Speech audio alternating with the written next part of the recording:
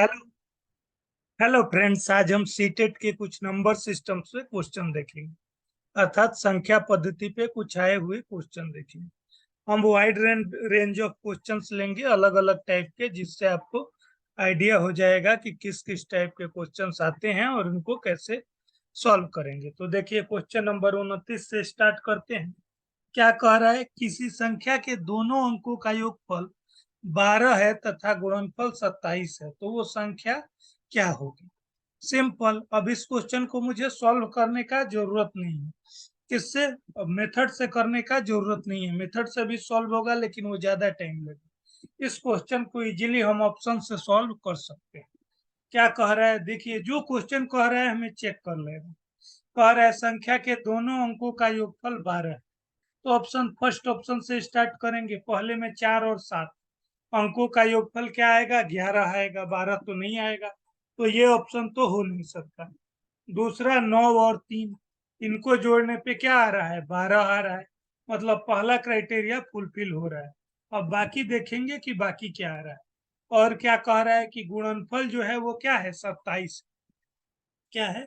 गुणनफल 27 है। तो गुना करके देखिए, 9 और 3 को गुना करने पे क्या आएगा? 27 आएगा। मतलब ठीक है, आ रहा है, दोनों कंडीशन मैच हो रहा है। तो यही हमारा क्या होगा? यही हमारा आंसर होगा 93। बाकी दूसरे तीसरे चौथे में देखते तो 8 4 तो 12 आ रहा है, लेकिन गुना करने पे 8 चौका 32 आना चाहिए। यहाँ 27 आ रहा है। यहाँ भी 9 8 तो ये तो 17 आ रहा है, हो ही नहीं सकता है। अब देखिए 30 नंबर क्या है? 30 नंबर है कि निम्नलिखित में कौन सी संख्या प्राकृतिक संख्या नहीं है। क्या कह रहा है? कौन सी संख्या प्राकृतिक संख्या नहीं है? तो आप सभी जानते हैं, प्राकृतिक संख्या किसको बोलते हैं? गिनती की संख्याओं को प्राकृतिक संख्या, एक से लेके 1 2 3 4 अनंत तक की जो संख्या है उसको हम प्राकृत संख्या या प्राकृतिक संख्या बोलते हैं। ठीक है। इसमें बस क्या इंक्लूड नहीं होता है? जीरो शामिल नहीं होता है। जीरो अगर शामिल कर देंगे तो ये सेट क्या बन जाता है? पूर्ण संख्या बन जाता है। ये जीरो से लेके पूरा अनंत तक को क्या बोलते हैं? पूर्ण बोलते हैं। और एक से लेके अनंत तक को प्राकृत बोलते हैं। तो अब क्या होगा? क्वेश्चन में सिंपल पूछ रहा है कौन सी संख्या प्राकृतिक संख्या नहीं है। नहीं है पूछ रहा है, तो 1 2 3 तो है ही। क्या नहीं है? जीरो जो है वो प्राकृतिक संख्या नहीं है। ठीक है। अब आते हैं आगे के। ये क्वेश्चन देखिए, इस क्वेश्चन को बताने के पहले मैं आपको पहले भूमिका बताता हूं कि मुक्त उत्तर प्रश्न क्या होता है और बंद सिरा वाला प्रश्न क्या होता है। देखिए, अब इसमें क्या है? दो तरह के होते हैं। एक होता है मुक्त सिरा का, क्या होता है? मुक्त सिरा का प्रश्न, मुक्त सिरा और बंद सिरा। मुक्त सिरा, बंद सिरा, मुक्त सिरा और बंद सिरा। ठीक है। और बंद सिरा। ठीक है। अब ये क्या होते हैं चेक कर देंगे। ठीक। अब देख लेते हैं। अब पहले इसको डिटेल में जानते हैं। सिंपल, मैं आपसे अगर क्वेश्चन पूछूं कि 5 और 3 को जोड़ने पे क्या है, तो मैं किसी से भी पूछूंगा आंसर क्या आएगा? आंसर एक ही आएगा कि 8 आएगा। किसी से भी पूछूंगा आंसर हमारा क्या है? फिक्स है। आंसर निश्चित है। क्या है? आंसर निश्चित है। तो जिसमें आंसर निश्चित हो और उसके अलावा और कुछ आंसर ना हो सकता हो, तो क्या होगा? उसको बोलते हैं बंद सिरा वाला। क्या बोलते हैं? बंद सिरा वाला। इंग्लिश में क्लोज एंडेड। क्या बोलते हैं? क्लोज एंडेड या बंद सिरा वाला। क्या बोलते हैं? बंद सिरा वाला। ठीक है, बंद, ये बंद वाला है। मुक्त सिरा फिर किसको बोलेंगे? मान लीजिए मैं आपसे बोलूं कि दो ऐसा संख्या बताइए जिनको जोड़ने पे 10 आता हो। क्या है? एक कोई संख्या है, दूसरी संख्या है, दोनों को जोड़ने पे 10 आ रहा है। तो हो सकता है मैं किसी पहले आदमी से पूछूंगा, वो क्या बोलेगा कि 1 और 9, 1 और 9 को भी जोड़ने पे 10 आएगा। ठीक है। फिर किसी दूसरे से पूछूंगा, वो 2 8 बोल सकता है। तीसरा 3 7 बोल सकता है। चौथा 4 6 बोल सकता है। 5 5 भी बोल सकते हैं। तो इसमें उत्तर क्या है? फिक्स नहीं। तो जिसमें उत्तर फिक्स नहीं हो उसको क्या बोलते हैं? उसको बोलते हैं मुक्त सिरा वाला। क्या बोलते हैं? मुक्त सिरा वाला। ठीक है, तो ये मुक्त सिरा है। तो अब हमें क्वेश्चन पे आते हैं कि क्या कहा। क्वेश्चन सिंपल कह रहा है कि इस पे विचार करिए। 5 जोड़ 3, ये तो मैं बता ही चुका है क्या है? सीमित उत्तर, या बोलते हैं कि बंद सिरा वाला प्रश्न। इसका कह रहा है तदनुरूपी इसके अनुसार मुक्त उत्तर वाला प्रश्न क्या होगा? क्या बताना है? मुक्त उत्तर वाला। मुक्त उत्तर होने के लिए क्या होना चाहिए? एक से ज्यादा आंसर होना चाहिए। ठीक है, मुक्त उत्तर के लिए एक से ज्यादा। अब देखते हैं किसमें एक से ज्यादा ऑप्शन पॉसिबल है। क्या कह रहे हैं? 5 में क्या जोड़ा जाए ताकि 8 प्राप्त हो? तो हम किसी से भी पूछेंगे आंसर क्या होगा? तो 5 में 3 जोड़ा जाए तो 8 होगा। तो ये निश्चित उत्तर है। तो ये तो मुक्त सिरा वाला या मुक्त उत्तर वाला नहीं है। दूसरा देखिए, इसमें क्या कह रहा है? कोई ऐसा दो संख्या बताइए जिनका योग 8। अब देखिए आप, मैं आपसे पूछूं कि कोई दो ऐसा संख्या बताइए जिसका योग क्या हो? 8। अब बताइए क्या क्या होगा? किसी से पूछूंगा, कोई आदमी बोलेगा 1 7,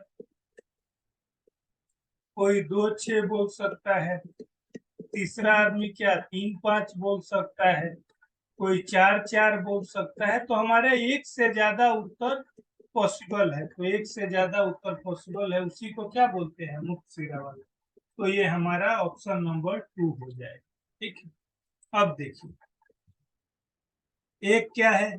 26 और 26 शतांक को लिखा जाता है। क्या किया जाता है? 26 और 26 शतांक। अब एक चीज मैं आपको बताता हूँ, शतांश दशांश ये सब क्या होता है। ठीक, देखिए शतांश क्या होता है? पहले दशांश से स्टार्ट करते हैं। दशांश का मतलब क्या होता है? 10वां भाग। क्या बोलते हैं? दशांश मतलब 10वां भाग। अगर मैं पूछूं कि 15 का दशांश क्या होगा, तो 15/10 होगा। ऐसे ही शतांश का मतलब क्या होता है? 100वां भाग। शतांश का मतलब 100वां भाग।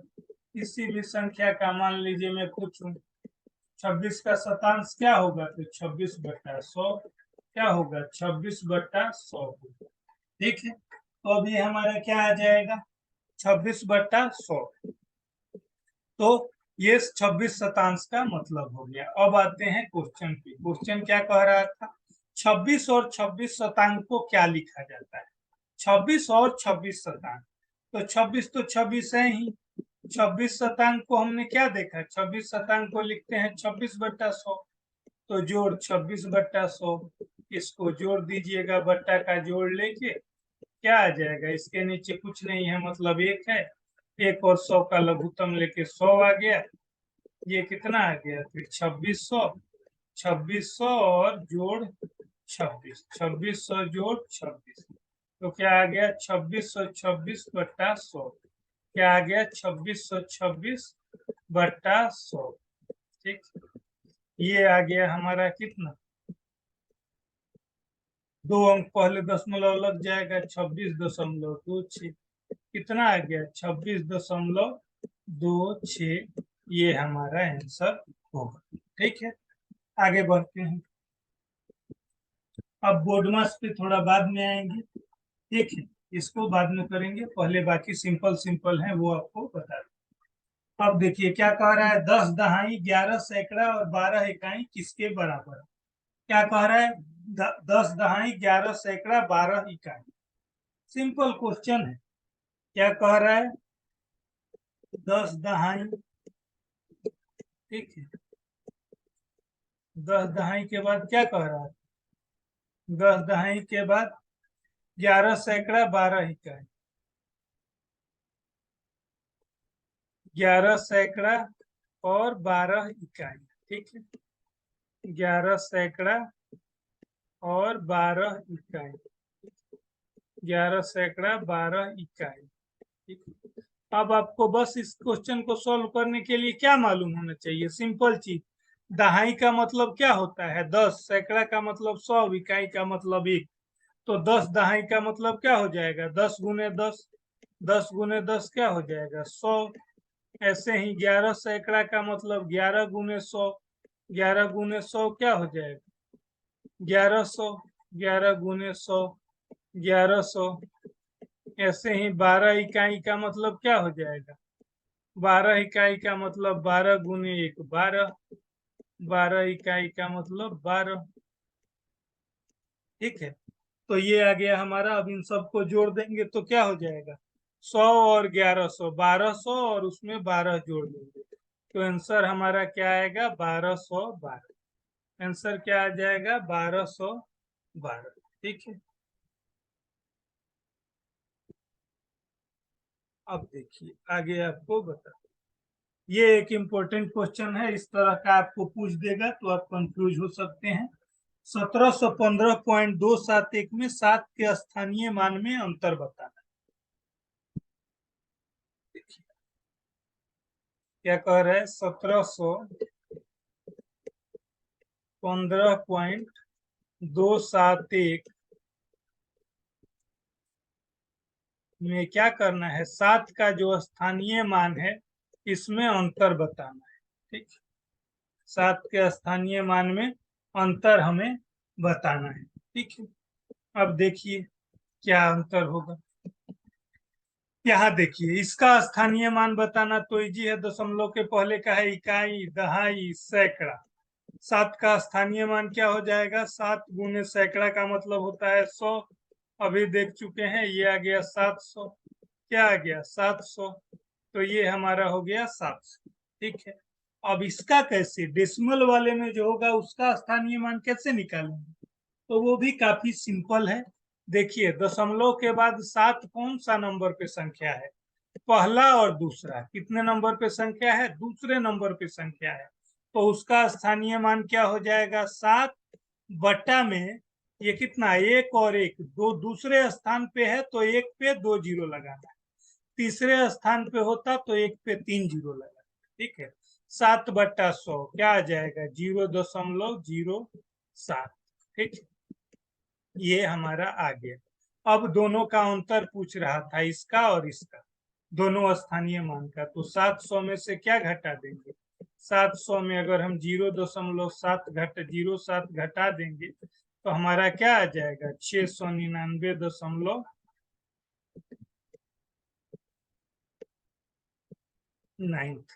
ठीक है, ये हमारा आंसर हो जाएगा। सबको क्लियर है? आगे बढ़िए। आगे क्या कह रहा है? 11 इकाई, 11 दहाई, 11 सैकड़ा। सेम क्वेश्चन है, आप कर सकते हैं। 11 इकाई मतलब 11, 11 दहाई मतलब 11 गुने 10 110, और 11 सैकड़ा 1100, तो 1200 कितना? 1210 और 11 1221 हो जाएगा हमें। ये आप कर सकते हैं ऊपर वाले क्वेश्चन के। ये तो दो सिंपल जोड़ है, 509 और 3028 को जोड़ना है, ये तो आप जोड़ सकते हैं। अब 10 नंबर क्वेश्चन देखिए। 10 नंबर क्वेश्चन क्या है? 12,345 में 3 के स्थानीय मान तथा अंकित मान में अंतर बताना है। क्या करना है? स्थानीय मान और अंकित मान में अंतर बताना है। तो स्थानीय मान आप जानते हैं क्या होता है? 12,345 में स्थानीय मान और अंकित मान में अंतर बताना। ठीक है, तो स्थानीय मान तो सबको निकालना आता है, 3 का स्थानीय मान निकालना है। कैसे निकालेंगे? इकाई, दहाई, सैकड़ा। तो क्या हो जाएगा? 3 को सैकड़ा से मतलब 100 से गुना कर देंगे तो 3 का स्थानीय मान हो गया 300। क्या हो गया? 300। क्लियर है? अब इसका स्थानीय मान, अब अंकित मान क्या होगा? किसी भी संख्या का अंकित मान खुद वही संख्या होता है। ठीक है, 3 का अंकित मान कहीं भी रहे क्या होगा? 3 ही होगा। तो स्थानीय मान 300 आ गया, अंकित मान 3 आ गया।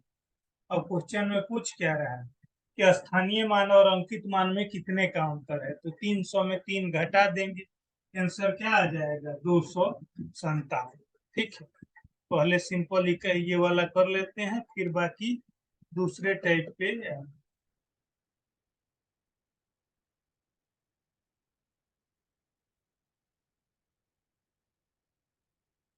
बोर्ड मास पे फिर आते हैं। पहले देखिए क्या कह रहा है? 63606 में 6 के स्थानीय मान का मानों का योगफल बताना है। क्या करना है? 63,606, 63,606 में 6 के जो दो स्थानीय मान है या 3 जहां जहां आया है उनका योगफल बताना है। तो सिंपल देखिए 63,606 है, क्या है